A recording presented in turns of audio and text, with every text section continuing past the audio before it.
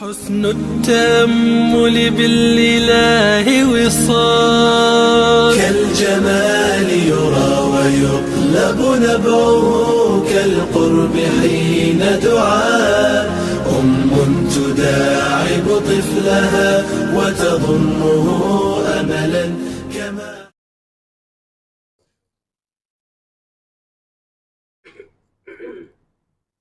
السلام عليكم ورحمة الله وبركاته.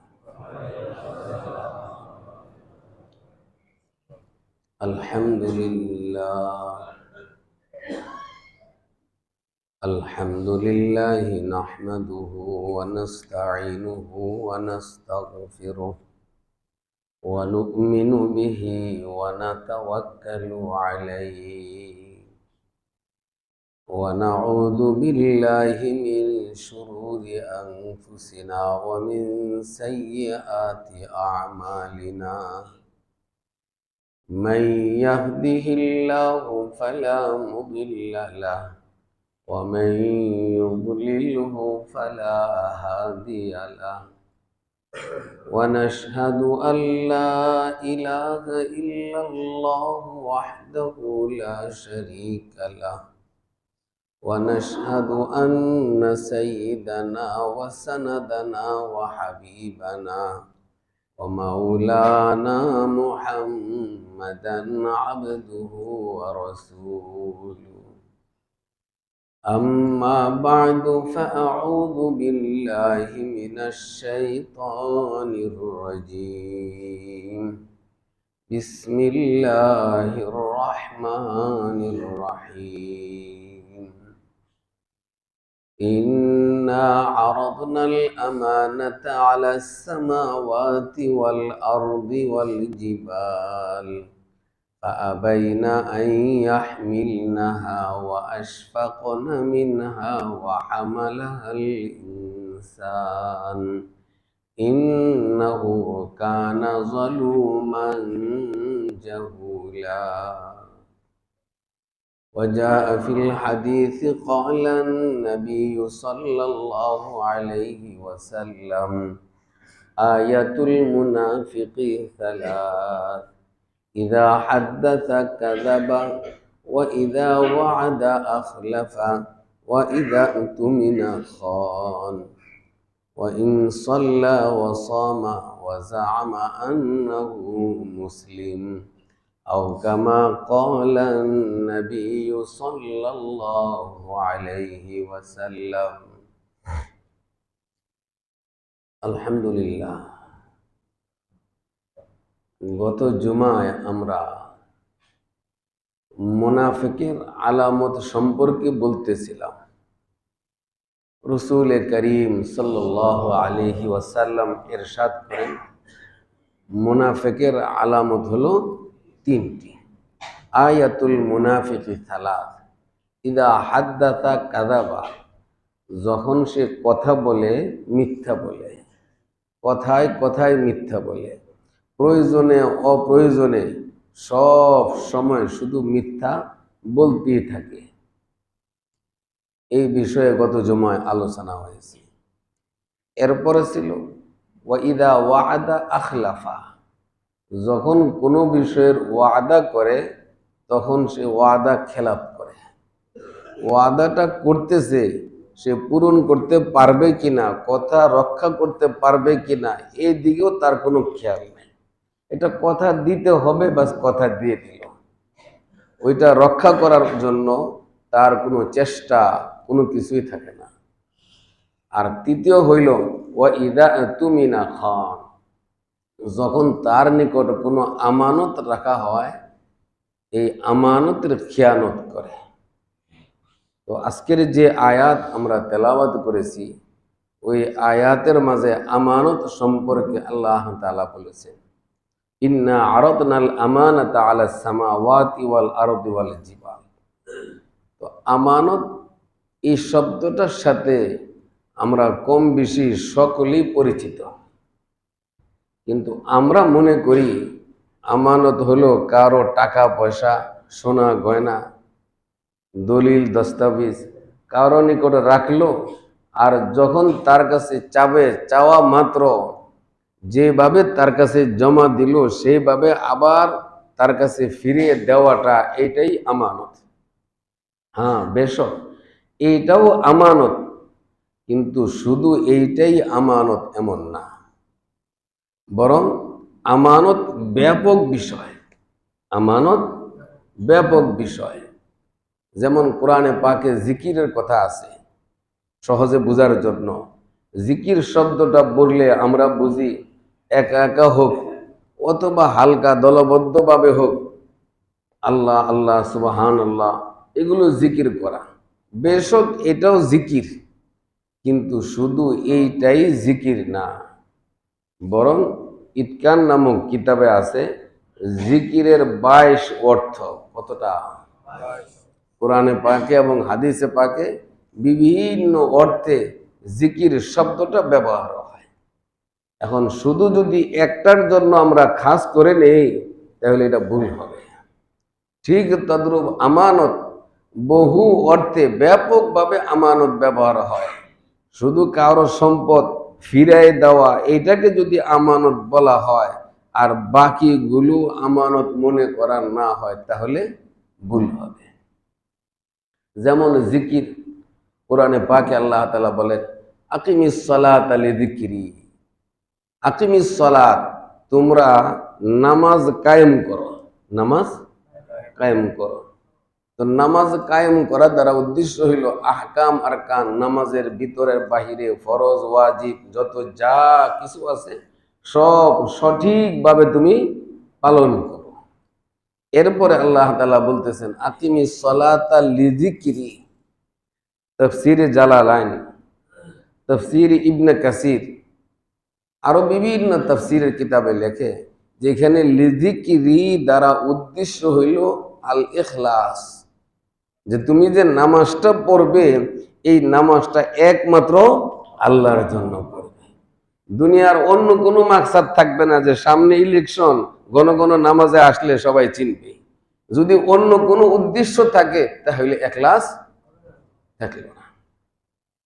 বিভিন্ন উদ্দেশ্যে মানুষ নামাজ পড়তে পারে, তো অন্য কোনো উদ্দেশ্য থাকবে না।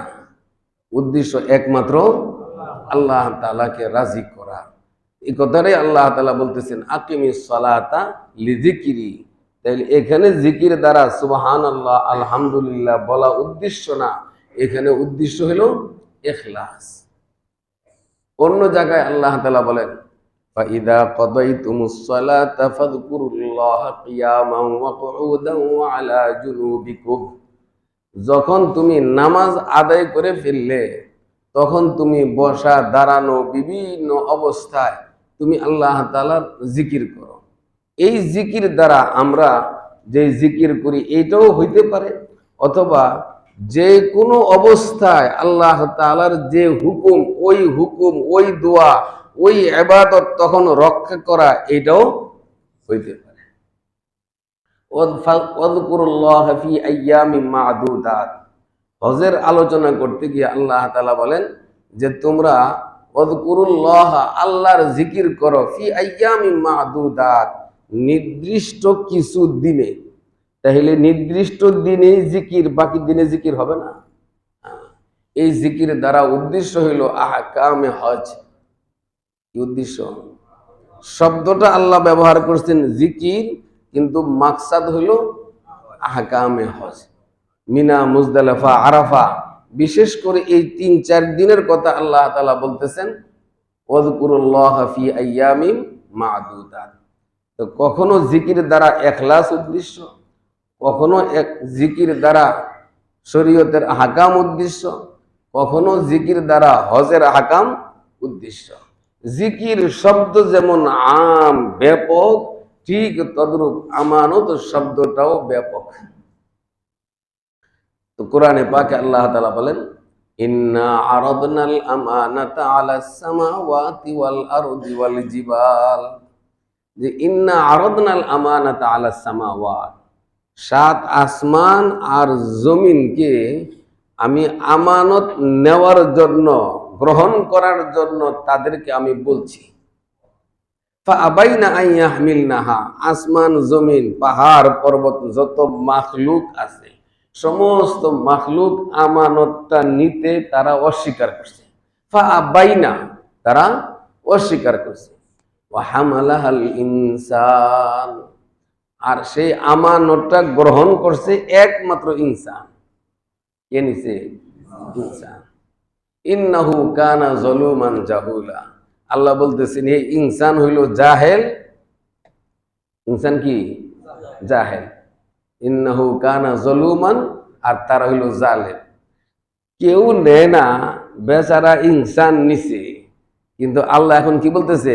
এরা হইল মারাত্মক জালেম, এরা হইল মারাত্মক জাহেল। হ্যাঁ, কতটা ব্যাখ্যা আছে। এখন এখানে আমানত দ্বারা উদ্দেশ্য কি? আমানত দ্বারা উদ্দেশ্য হইল আল কোরআন। আমানত দ্বারা উদ্দেশ্য হইল আল কোরআন। এই কোরআন গ্রহণ করার জন্য আল্লাহ আসমানকে বলছে, আসমান গ্রহণ করে নাই। জমিনকে বলছে, জমিন গ্রহণ করে নাই। পাহাড় পর্বত তাদেরকেও বলছে, কিন্তু পাহাড় পর্বত এই কোরআন গ্রহণ করে নাই। এই হুকুমটা ছিল এখতিয়ারি, ঐচ্ছিক। মানলে মানতেও পারে, না মানলে নাও মানতে পারে, ঐচ্ছিক ছিল। এখন প্রশ্ন হইতে পারে, এই কোরআন আসমানকে দিলে আসমান কি করত? আল্লাহ তাআলা তখন আসমানকে ওই কোরআন মানার মতো যোগ্যতা দিয়ে পয়দা করতেন। জমিনকে এই কোরআনের যে সমস্ত হুকুম হাকাম সেইভাবে আল্লাহ তাআলা তাদের জন্য নাজিল করতেন। কিন্তু আসমান আর জমিন তারা তো নীতি অস্বীকার করছে। ওয়া হামালাহাল ইনসান, এটা গ্রহণ করছে কে? ইনসান। আল্লাহ তাআলা আদমকে বললেন যে আমি কোরআন দিতে চাই, আমি শরীয়তের আহকাম দিতে চাই, এটা তো কেউ নিতেছে না, তুমি আদম কি নিবে? তখন আদম আলাইহিস সালাম জিজ্ঞেস করছেন যে আল্লাহ, এটা নিলে কি হবে? কি জিজ্ঞেস করছেন? তারও তো এখতিয়ারি, নিলে নিতেও পারে, না নিলে নাও নিতে পারে। জিজ্ঞেস করছেন যে আল্লাহ, যদি এটা গ্রহণ করি শরীয়তের হুকুম হাকামগুলো, কোরআন, তাহলে কি হবে? লাভ কি আমার? বলে আমি আল্লাহ তাআলা যারা এটা গ্রহণ করবে তাদেরকে জান্নাত দান করব। এখন তো আদম আলাইহিস সালাম জান্নাত ঘুরে দেখে নাই, সুখ শান্তি এখনো ভোগ করে নাই, এখনো তো তার ওই এলেম হয় নাই, বুঝ হয় নাই। তখন বলতেছে আল্লাহ, জান্নাত কি? জান্নাত কি জিনিস? জান্নাত সম্পর্কে আছে না হাদিসে? মালা আইনুন রাআত ওয়ালা উযুনুন সামিআত ওয়ালা খাতারা আলা কলবি বাশার।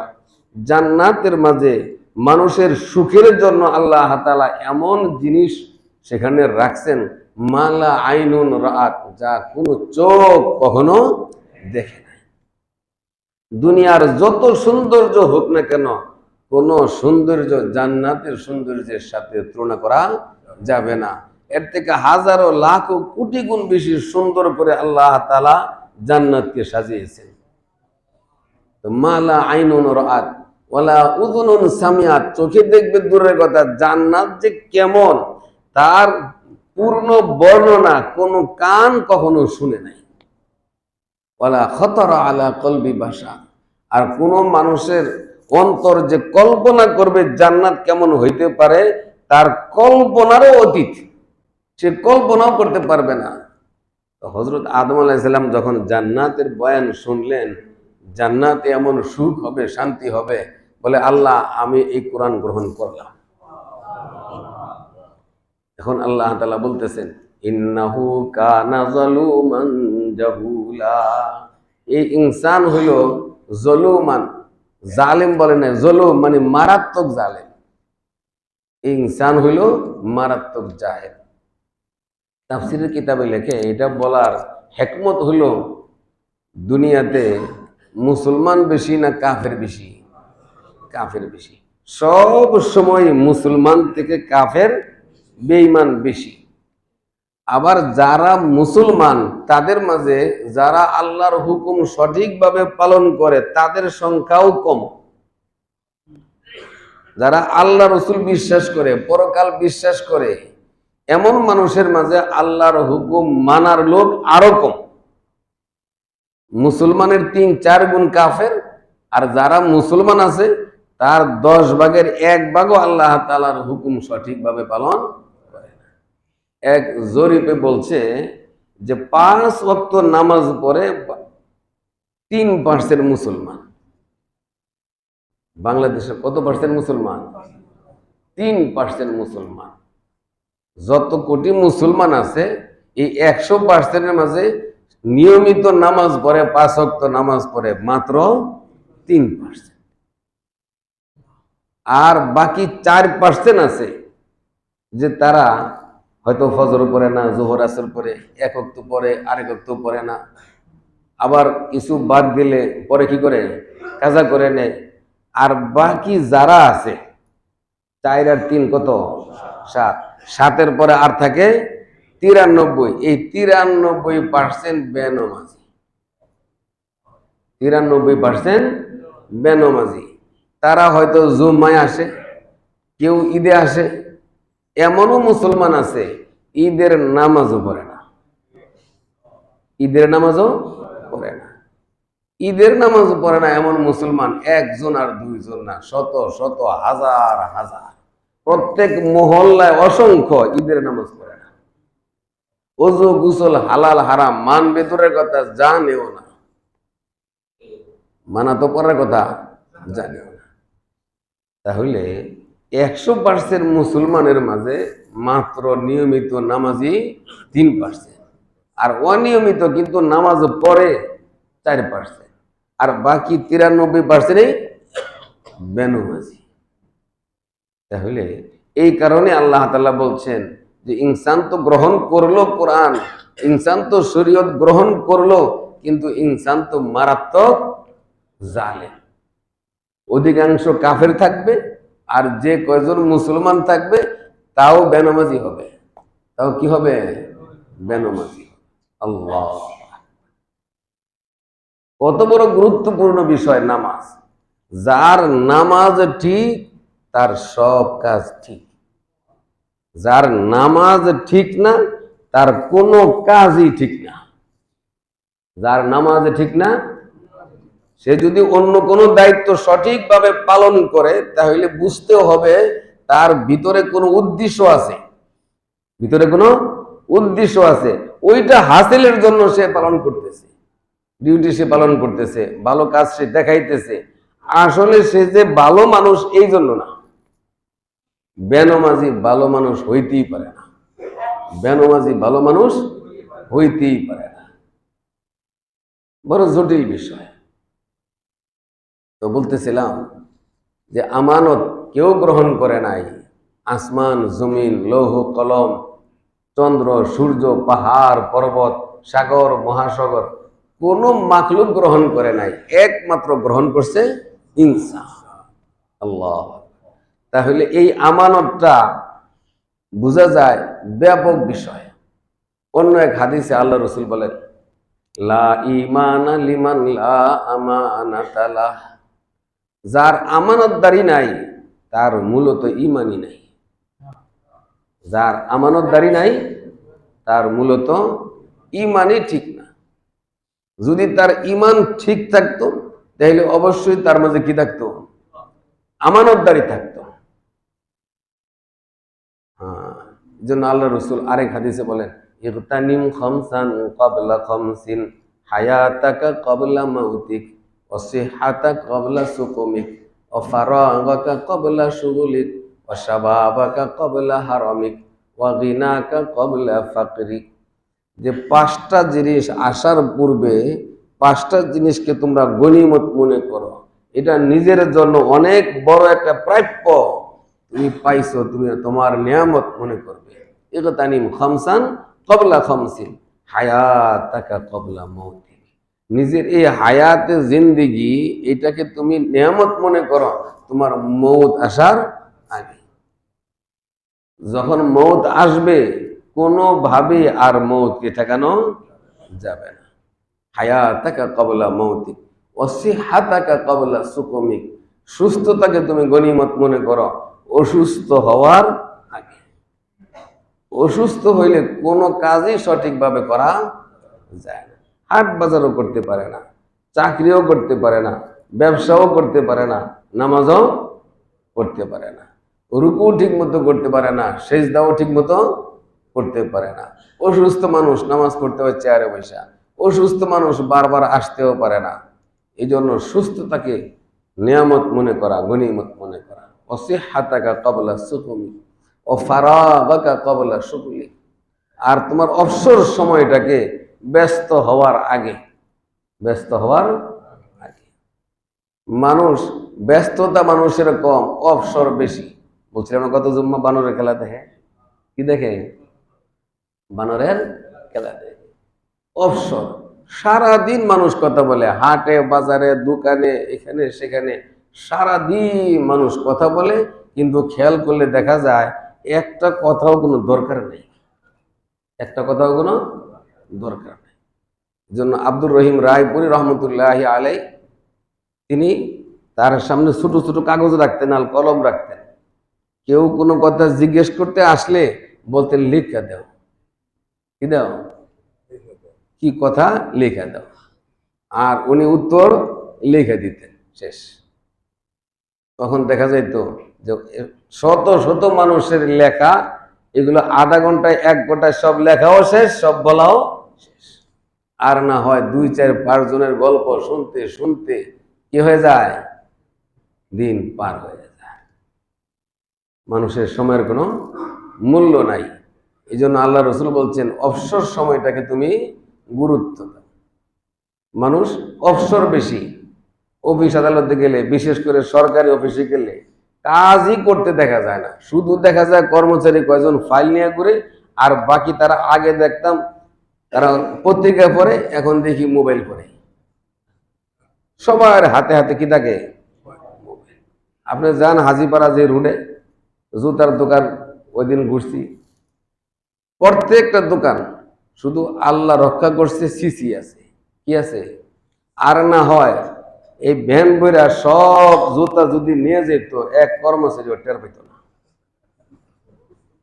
প্রত্যেকের হাতে ক্যাশে যে বসা আছে তার হাতেও মোবাইল। একেবারে পুরুষ ছেলে মেয়ে যারা আছে সবার হাতে। কেউ যখন ঢুকে ভিতরে হাটে আওয়াজ দেয় তখন তাকায়, এর আগ পর্যন্ত কি করে না তাকায়। প্রত্যেকে। তাহলে সে কি অবসর নাকি ব্যস্ত? অবসর। এগুলো শুধু শুধু ব্যস্ততা, আসলে কোনো ব্যস্ততাই না। এই জন্য আল্লাহ রসুল বলতেছেন, ও ফারাগাকা ক্বাবলা শুগলিক ও শাবাবাকা ক্বাবলা হারামিক। বার্ধক্যতা আসার পূর্বে তোমার জোয়ানিকে, যৌবনকালকে তুমি গুরুত্ব দাও। সময়টাকে কাজে লাগাইতে হবে ইবাদতের জন্য, আল্লাহ তাআলার হুকুমগুলো পালন করার জন্য। ও শাবাবাকা ক্বাবলা হারামিক ও গিনাকা ক্বাবলা ফাকরিক। আর তোমার সচ্ছলতা যখন আছে, এই সচ্ছলতা, তোমার দারিদ্রতা আসার আগে তোমার এই সচ্ছলতা, এটা তুমি দান দক্ষিণা বিভিন্ন কিছু, এই সম্পদ সংরক্ষণ, তুমি এই বিষয়ে যত্নবান হও।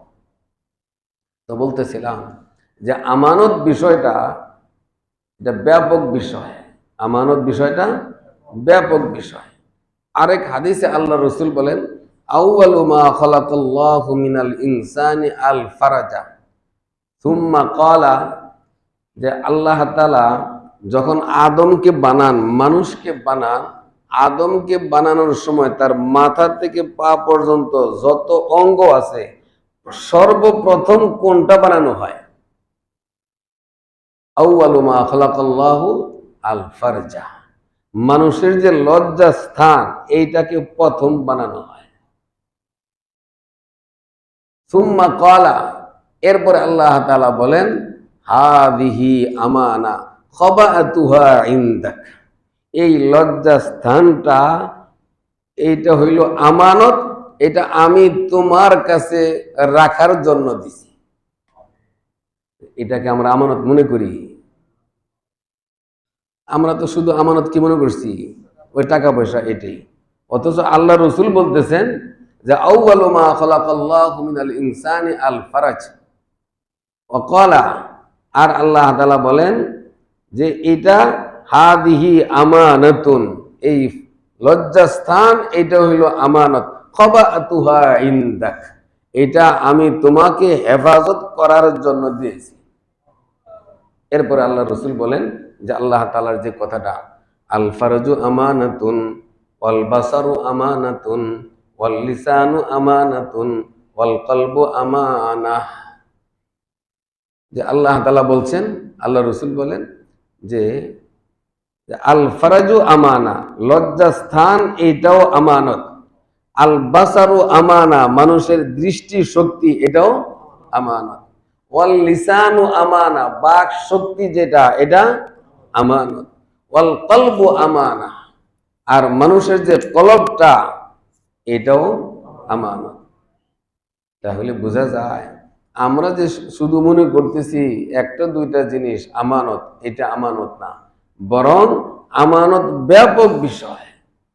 ইন্নাল্লাহা ইয়া'মুরুকুম আন তুআদ্দুল আমানাতি ইলা আহলিহা, ইন্নাল্লাহা ইয়া'মুরুকুম, নিশ্চয় আল্লাহ তাআলা তোমাদেরকে হুকুম দিয়েছেন, আন তুআদ্দুল আমানাত, যে তোমরা সকলেই আমানত আদায় করবে।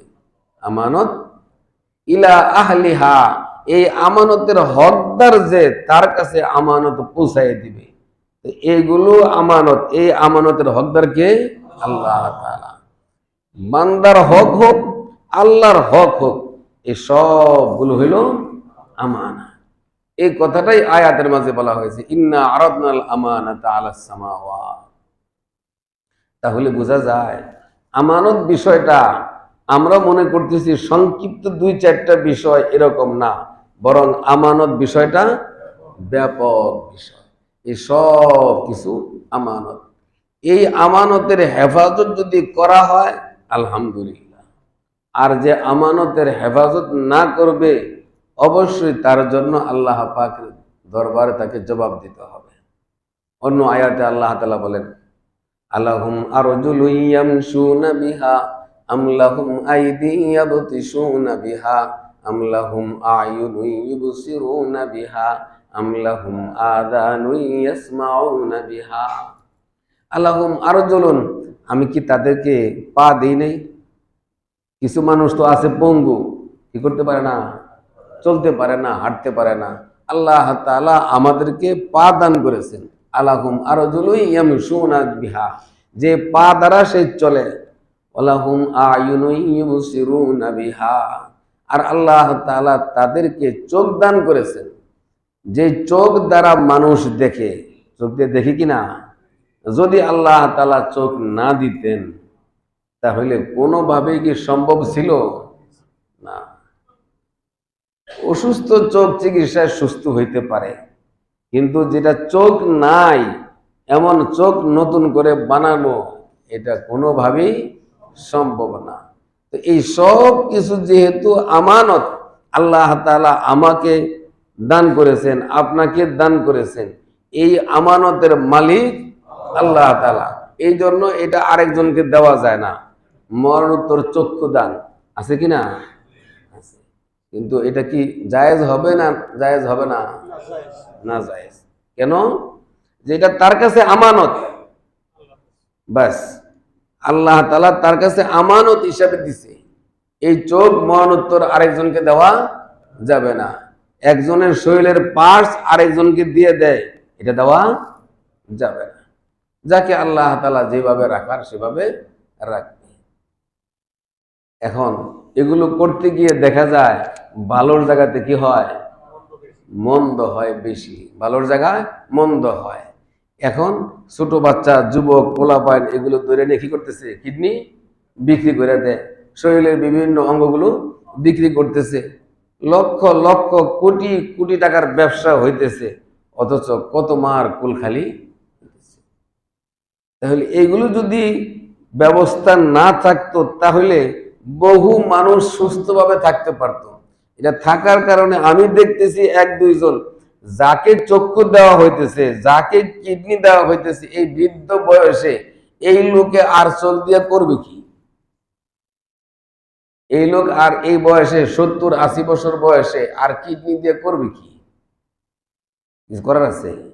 সে উপার্জন করে খাওয়াইতে পারবে, কামাই করতে পারবে, ব্যবসা চালাইতে পারবে? কিছুই পারবে না। তাহলে এই চোখটা কার দেওয়া হইতেছে? যার ভবিষ্যৎ আছে, সে নিজের জন্য, পরিবারের জন্য, দেশের জন্য কিছু করতে পারবে, তাকে ধ্বংস করে যার দ্বারা কিছু হবে না তাকে দিতেছে। এই জন্য শরীয়তে এগুলোকে নাজায়েজ বলছে। হ্যাঁ, রক্ত যেটা, এটা দেওয়া যায়, যেহেতু এটা আবার কিছুদিন পরে হইতেছে। চোখ দিলে আবার চোখ হয় না, কিডনি দিলে কিডনি হয় না, কিন্তু রক্ত দিলে রক্ত হয়। তো বলতেছিলাম আমানত, আল্লাহ তাআলা আমাদেরকে যে আমানত গুলো দিয়েছেন, সেই আমানত হেফাজত করার দায়িত্ব আমাদের। আমাদের সমস্ত কিছু দেহের এগুলো আমানত। আমাদের সম্পদ যেমন আমানত, আমাদের সন্তানও আমানত। ইন্নাল্লাহা ইয়া'মুরুকুম আন তুআদ্দুল আমানাতি ইলা আহলিহা। আমার সন্তান, তাকে দিন শিক্ষা দেওয়া আমার দায়িত্ব। তাকে আমি যেই লাইনেই পড়াই না কেন, ডাক্তার হোক, ইঞ্জিনিয়ার হোক, যাই হোক, কিন্তু আসল কোনটা? দিন শিখাইতে হবে। যদি অন্যান্য বিদ্যা একেবারে দেশের সেরাও হয়, আর তাকে শরীয়তের নামাজ, রোজা, হজ, যাকাত, ইবাদত, হালাল হারাম, পাক নাপাক এগুলো তাকে শিখানো না হয়, তাহলে যত খরচই তার পিছনে করা হোক না কেন, ওই খরচের কারণে আরো জবাব দিতে হবে, কেন তাকে দিন শিখানো হইল না। তাহলে এই দিন শিখানো, এটা হইল সন্তানের প্রতি যে দায়িত্ব, এই আমানত রক্ষা করা, আমানত রক্ষা করা। আর তাকে দিন না শেখানো, এটা আমানতকে বরবাদ করা, আমানত নষ্ট। এখন তো এই আমানত ব্যক্তিগতভাবে যেমন হইতেছে, জাতীয়ভাবেও। কিসের লেখা, কিসের পড়া আছে? লেখাপড়া। এখন যত ছেলে পেলে রাস্তায় হাঁটে, এই নতুন কারিকুলাম হওয়ার আগে, এগুলো কি নতুন কারিকুলাম হওয়ার পরে এই সমস্ত পোলাপানের জন্ম হয়েছে না আগে হয়েছে? আগে তো এত বাচ্চা রাস্তায় হাঁটে নাই, এত পোলাপান এই হাতির জেলার এই মাঠে এত পোলাপান ঘুরে নাই। এখন কেন ঘুরে? হ্যাঁ, ষষ্ঠ শ্রেণী থেকে আরম্ভ করে পরীক্ষাই নেই, কি নাই? ধারাবাহিক, অনেকে জানি না ধারাবাহিক মূল্যায়ন। কি মূল্যায়ন? ধারাবাহিক মূল্যায়ন। বই আছে, সব আছে, শিক্ষক যা বলার বলে, কিছু লেখে, কিছু আঁকায়, কিছু বানায়, ব্যাস শেষ। এরপরে কে কত পাইলো, 10-এ 4, 5, 6 এগুলো নাই। এখন কি আছে? আপনার স্কুলের দায়িত্বশীল এবিসিডি না, কিছু হইলো ত্রিভুজ, কিছু আছে গোল্লা। এই গোল্লা মানে সে পারে নাই তা না, গোল্লা মানে এটা অনেক ভালো। এরপরে কিছু আছে চতুর্ভুজ, ত্রিভুজ, স্টার, বিভিন্ন কিছু। এগুলো হলো ক্যাটাগরি, এটার নাম্বার। মানে এমন লুকোচুরি যেন এটা তার বাপ মাও বুঝতে না পারে। মানে তাকে যে পড়াইতেছে না, ফাঁকি দিতেছে, ভুয়া ভাবে তাকে এই সময় কাটাইতেছে, বেতন নিতেছে, যা কিছু হইতেছে, এইটা যেন ঘরের মানুষও বুঝতে না পারে। আমরা তো পড়াই, আমরা দেখি। আগে তো পড়া দিলে ছেলে পেলে পড়তো, এখন সে জানতেছে শুধু ক্লাসে আইসা স্যারদের সাথে, হুজুরদের সাথে একটু সম্পর্ক রাখলেই হয়, শুধু আসলেই হয়, আর কিছু লাগে না। ওই বছরে 2 বার পরীক্ষা, ধারাবাহিক মূল্যায়নের নামে 3 ঘন্টার জায়গায় 5 ঘন্টা বসায়া, পরিস্থিতি খারাপ, পোলাপানের কথা শুনে না, সব বেয়াদব অবস্থায়। এগুলি কি আমানত রক্ষা হইতেছে না আমানত নষ্ট হইতেছে? নষ্ট হইতেছে। কি পড়ালেখা করবে? এই পড়ালেখা করে এই দেশে একজন ছেলেও ডাক্তার হইতে পারবে না, একজন মেয়েও ডাক্তার, ইঞ্জিনিয়ার আর কেউ হইতে পারবে না। কিভাবে হবে? আমি তো এগুলি বইলা ফেলাই। আর 10-20 বছর পরে বাহিরের দেশ থেকে শিক্ষক আনতে হবে। এখন ডাক্তার আনে না, এখন দেশে কি আসে? প্রত্যেক দিন ভারত থেকে ডাক্তার আসে, প্রত্যেক দিন বিভিন্ন দেশ থেকে ডাক্তার আসে। নাক কান গলার ডাক্তার, চর্ম ডাক্তার, হার্টের ডাক্তার, কিডনির ডাক্তার, বড় বড় মেডিকেলে প্রতিদিন বিদেশি ডাক্তার বসে। এখন যারা একটু টাকা পয়সা আছে দেশি ডাক্তারের কাছে আর যায় না, কাদের কাছে যায়? বিদেশি। আগে বিদেশে গিয়ে চিকিৎসা করতে হইতো, এখন আর কি করতে হয় না, যাওয়া লাগে না। বিদেশ থেকে ডাক্তার আবার শুরু হয়েছে, কিছুদিন পরে বিদেশ থেকে টিচার আসবে। কি আসবে? কারণ এরা যখন বড় হবে কি পড়াবে? এরা তো পড়ালেখা করে নাই, এরা তো হাড়ি বাতিল, ডিম ভাজা আর কি কি আছে না, এগুলো আলু ভর্তা করা এগুলো শিখছে। বাবুর্চি হওয়া, লেবার কর্মচারী হওয়া, কাজকর্ম শিখছে। আসলে যে শিক্ষা প্রতিষ্ঠানে লেখাপড়া এটা তো শেষ, এটা লেখাপড়া শেষ। এখন লেখাপড়া তো এক সময় লাগবে, সব সময় তার একরকম চলবে না, তখন শিক্ষক কোত্থেকে আনতে হবে? এই দেশে এত মানুষ, এরপরে যদি শিক্ষক বাইরে থেকে আনতে হয়, এই দেশে এত মানুষ, এত প্রতিষ্ঠান, ডাক্তার যদি বাইরে থেকে আনতে হয়, এর থেকে বড় দুর্ভাগ্যের বিষয় আর আল্লাহ। এই সব কিছু আমানতের অন্তর্ভুক্ত। এই কারণে কথাগুলি বললাম যে আমানত রক্ষা হইতেছে না, আমানত কোনোভাবেই আমরা রক্ষা করতে পারতেছি না, ব্যক্তিগতভাবে পারতেছি না, সামাজিকভাবেও হইতেছে না, রাষ্ট্রীয়ভাবেও হইতেছে না। আমানত নষ্ট হইতেছে, সব বরবাদ হয়ে যেতেছে, সব ধ্বংস হয়ে যেতেছে, বলাও যাবে না, বলাও যাবে না। বললেও সমস্যা, বললেও কি হবে? সমস্যা হবে। এখন যদি কেউ না বলে, তাহলে এইভাবে যখন 10-20 বছর পার হবে তখন অবস্থাটা কি হবে? সব একেবারে মূর্খ হয়ে যাবে। আমি দেখি লেখাপড়া পারে না, কিন্তু সে গোল্ডেন। গোল্ডেন যে এখন কিভাবে হয় আল্লাহ পাক ভালো জানে। কি হয়ে যায়? গোল্ডেন। আমার ছাত্র যার পাস নিয়ে আমি দুশ্চিন্তায়, এরপরে কালকে জিজ্ঞেস করলাম, বাবা তোমার কি অবস্থা? হুজুর গোল্ডেন। তাহলে গোল্ডেনের যদি এ অবস্থা হয়, গোল্ডের, তাহলে যারা মাটির অন্য কিছু এদের কি হবে? শুধু এই যে ফলাফল আসতেছে, এই ফলাফলে খুশি হওয়া যাবে না। আসলে তার কতটুকু শিক্ষা অর্জন হয়েছে, তার আখলাক চরিত্র তো পরের বিষয়, সে কতটুকু শিক্ষা তার লাভ হয়েছে এই বিষয়ে অনেক সন্দেহ। আল্লাহ, এই জন্য আমানতের বিষয়ে আমাদের সকলকে লক্ষ্য রাখতে হবে। এই সব কিছু আমাদের আমানত। আমার চোখ যেমন আমানত, আমার কলব আমানত, আমার জবান আমানত, আমার সন্তান আমানত, এই সব কিছু আমার আমানত। আল্লাহ তাআলা যেন আমাদের সকলকে আমানত বুঝার এবং আমানত রক্ষা করার তৌফিক দান করেন। আমিন। ওয়া আখিরু দাওয়ানা আলহামদুলিল্লাহি রাব্বিল আলামিন।